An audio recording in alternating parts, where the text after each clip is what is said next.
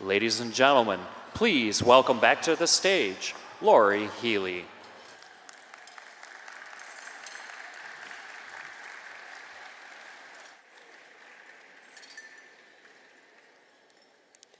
Good afternoon, everybody. I hope you enjoyed your lunch.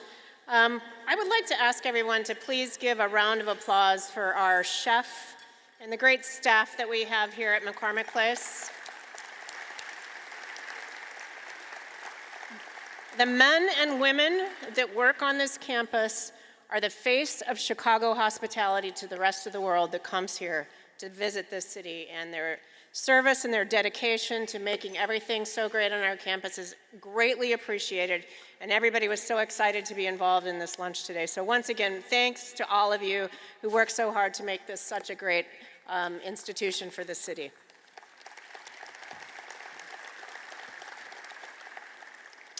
Now, I would like to say a special thank you to my fellow co-chairs and lead donors for this event.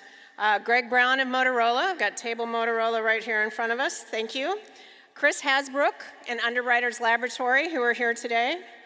Ann Premajori of Exelon Utilities, Michael Sachs of Grosvenor Capital Management, and someone very special to our campus, Ed Waymer and Wintrust over here, thank you. All you have to do is look out the window and you see our Wintrust Arena. Another special thanks to our host committee, Charles Matthews of Peoples Gas, Richard Price of Mesereau, Pat and Shirley Ryan Family Foundation, and Doug Woolman of CNA. Now, I just want to take a minute and give a special thanks to our friends at Motorola and Underwriters Laboratories. These two companies were on board when the idea of the Fire Foundation was just that, an idea. Thank you to both of you for your belief in this mission, your support, and your leadership today and moving forward. Thank you all both very much. Now there's several, thank you. There's several people from the Fire Foundation founding members in this room today. Could I ask you all to please stand up and be recognized by everyone here? Terry, Deanne, everybody, please stand. Thank you.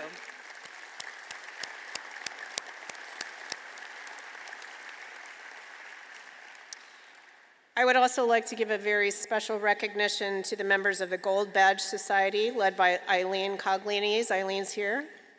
And the 100 Club, led by Joe Ahern. 100 Club has a table here today.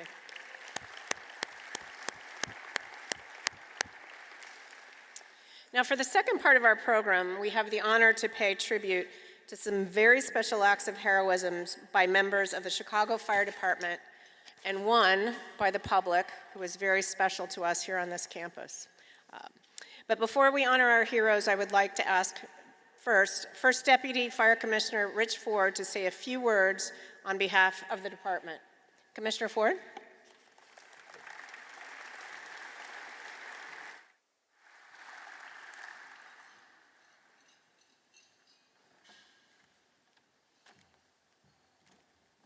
Well, good afternoon.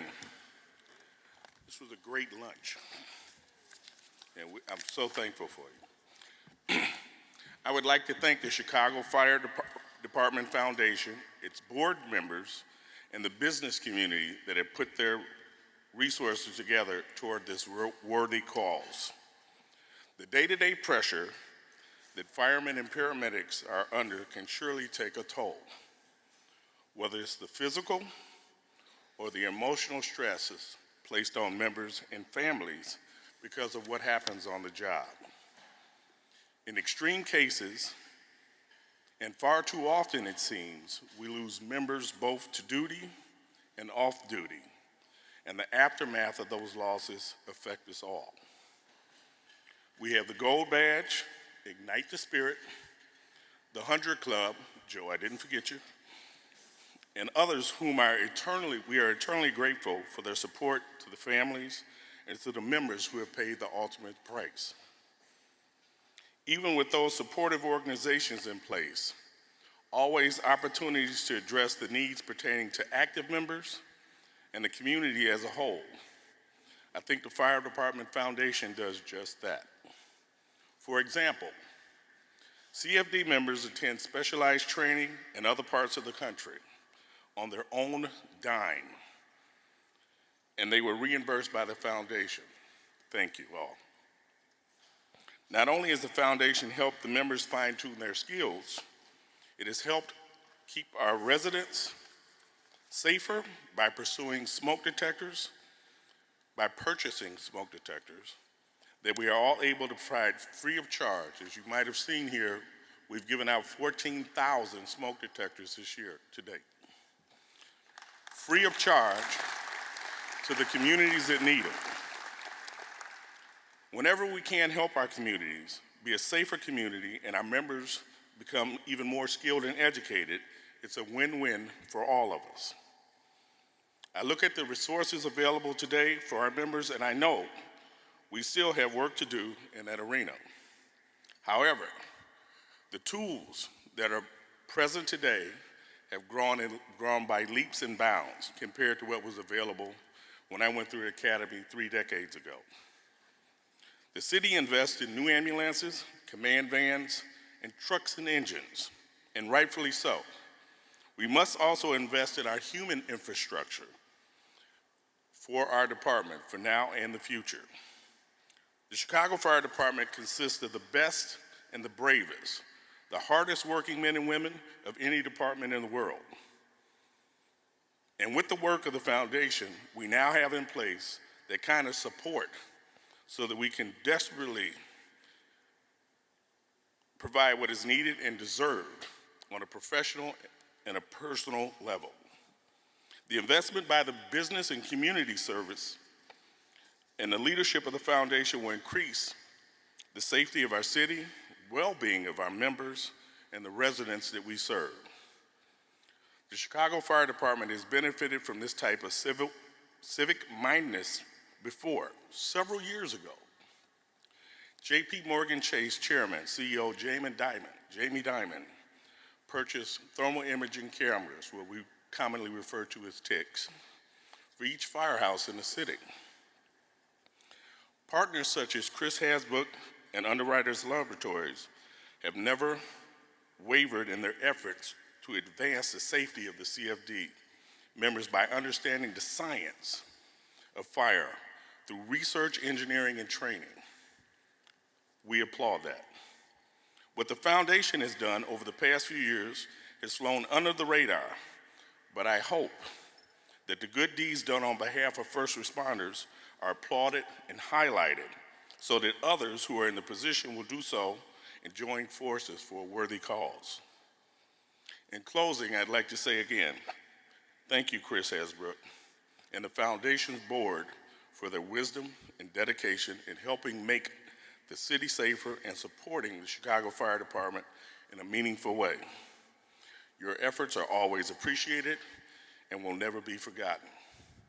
Thank you. I'd like to ask Chris Hasbrook to come up and Local 2 President Jim Tracy for the presentation.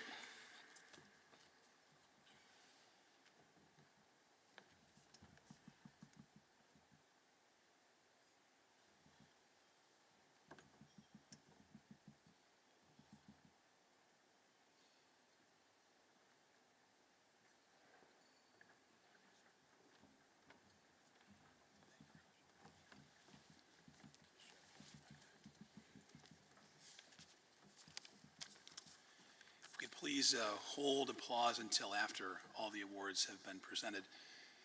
There are 3 recipients, Lieutenant Jerry Cambria, Firefighter Michael Stewart, and Firefighter Brian Hurley, who are unable to be here today. I've been told they're out actually protecting the city while we actually enjoy lunch. So at that point, we'll start with the award recipients. And I'll read a little bit from here, and you can follow along in your booklet. There's a little bit more on each of the recipients in the insert. Captain John W. McAndrew, Firefighter of the Year. The leadership of Captain John W. McAndrew went above and beyond the call of duty. He risked his personal safety entering the 2nd floor of a burning building under heavy smoke and extreme fire and heat conditions to make a heroic rescue. With that, we'd like to give the award of Firefighter of the Year. If you'd stand up, sir.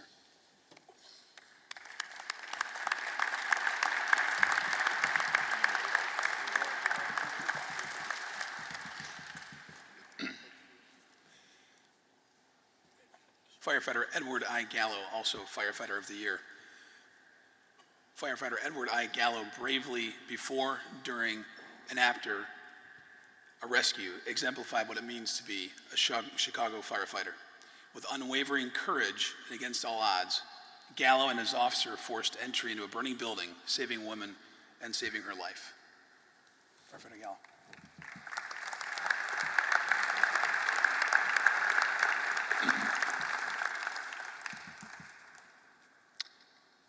Firefighter William F. Vasey, Award of Valor. Firefighter William Vasey didn't think twice about risking his life when he saw a woman trapped at a third-floor window inside a burning home. Undaunted by the situation, Firefighter Vasey climbed through the heavy smoke to the top of the ladder, carried the woman to safety moments before the ladder itself became engulfed in flames. Firefighter Vasey.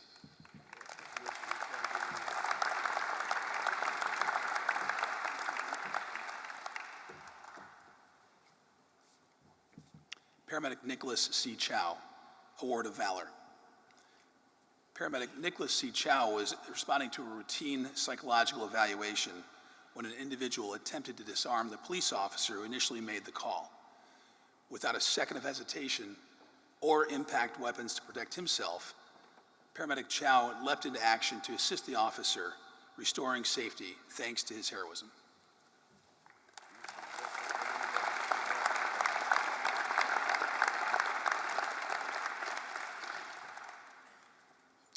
Firefighter Jason F. Locke, Award of Honor. Firefighter Brian Hurley, who was unable to be here today, and firefighter Jason Locke rushed up to the second floor of a burning structure where they found 2 children lying unresponsive in their bed. Due to the large volume of fire, the pair quickly elected to find an alternative route, which they did, and safely rescued the 2 children.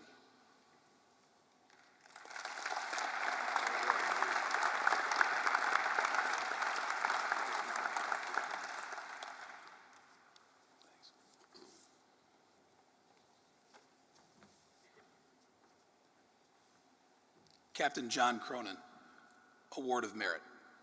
Solely driven by his own initiative, Captain John Cronin saw an opportunity to extend CFD resources by combining 2 essential inspections into one. His efforts resulted in tremendous savings for the department that will provide life-saving resources for the city of Chicago for many years to come. Captain.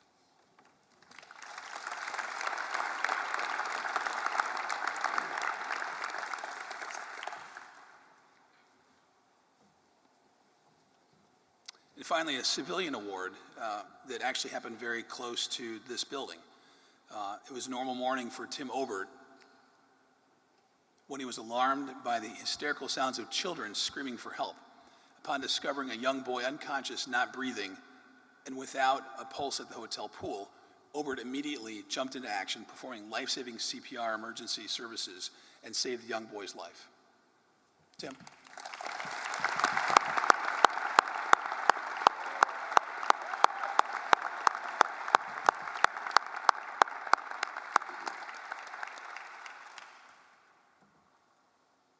With that, I would a round of applause for everyone here. Thank you.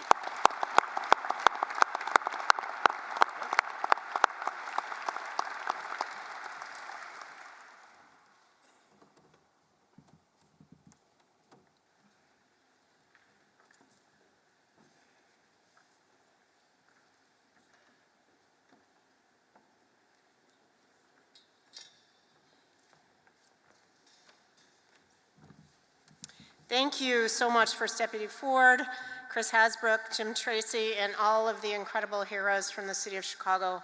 And as I said, we would all like to say a special thank you to the general manager of our Hyatt Hotel here on campus, Tim Obert, for what he did to help save that young man. Thank you all for your dedication to the people of Chicago. Now comes the fun part. We have some very exciting things to share with you. It's one of the first major initiatives of the Chicago Fire Department Foundation. Please welcome Joe Rosenthal of Ogilvy and Wally Schroeder of the Chicago Fire Department Public Education Unit to tell us more and show us more. Joe, Wally?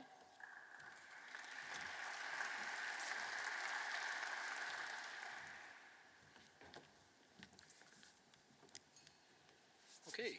Hi, I'm Wally Schroeder, Deputy District Chief over Public Education for the Chicago Fire Department. And this is Joe Rosenthal, Creative Technology Director at Ogilvy. We're excited to be sharing a new initiative with you today that drives home the mission of the Chicago Fire Department Foundation. The fire fatality of the 10 children affected a lot of members of the Chicago Fire Department. Most of us are parents. I think about my 2 children.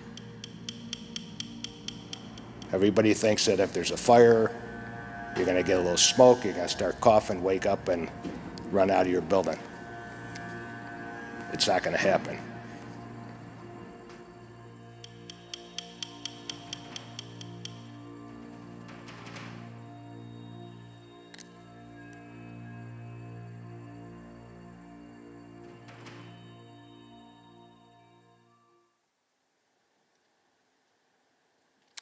The Chicago Fire Department Foundation is proud to present Project Zero, an initiative to reduce the number of fire-related injuries and fatalities to 0.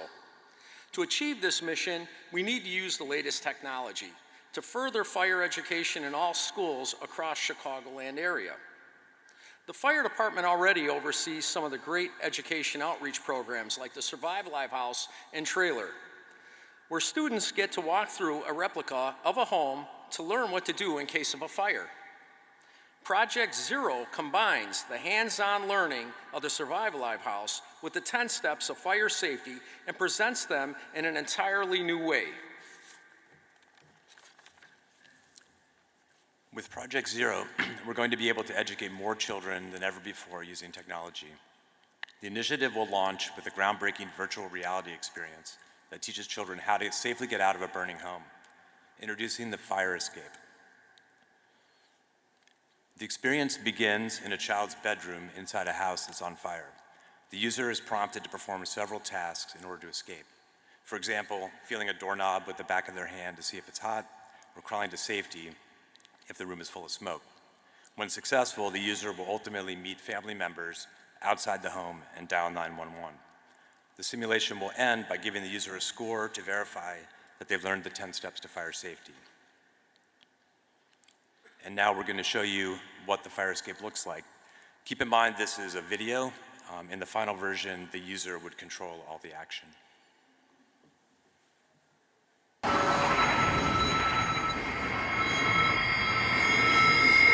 Okay, first things first. Stay calm. Get out of the bed, drop down to the floor where the air is clearer. You don't want to breathe any smoke.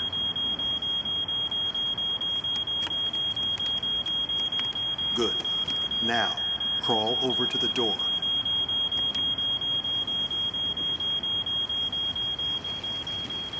Check to see if the doorknob is hot with the back of your hand. Good.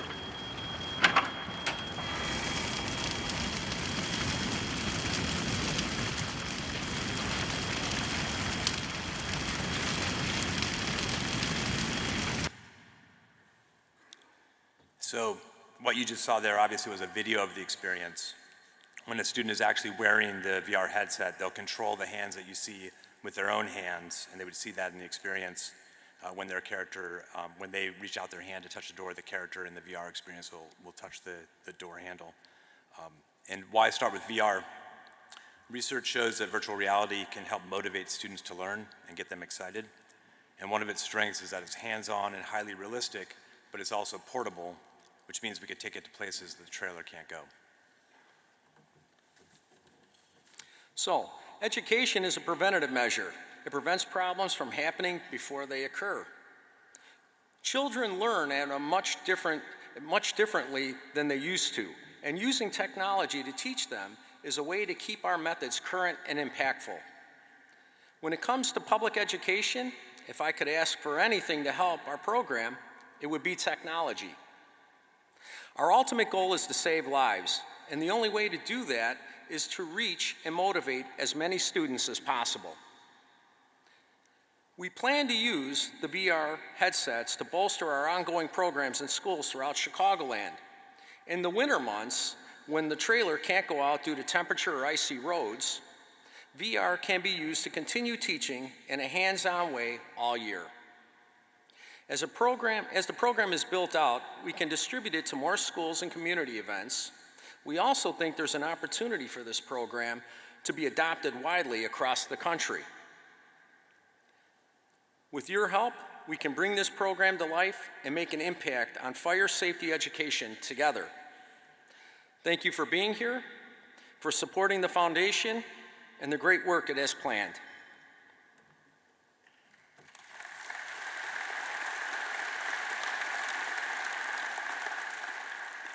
And we're now going to welcome Lori Healy back up for the concluding remarks. But I wanted to say afterwards we have kind of a fun surprise. We actually have Oculus VR headsets on either side of the room, back there and back there, where you can try the experience yourselves. And if you've never done a VR experience before, it's very, very cool. It's pretty amazing. So I encourage you to check that out. And again, thank you very much.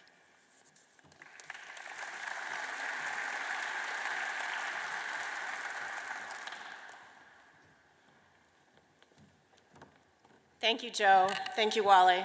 And as Joe said, there's stations set up along the sides of the room after the lunch is over if you have time to stick around and do the visual reality experience. I think it would be great. It would be really great to tape a bunch of adults doing it and then compare it to children and see who learns better. My guess is the kids learn better.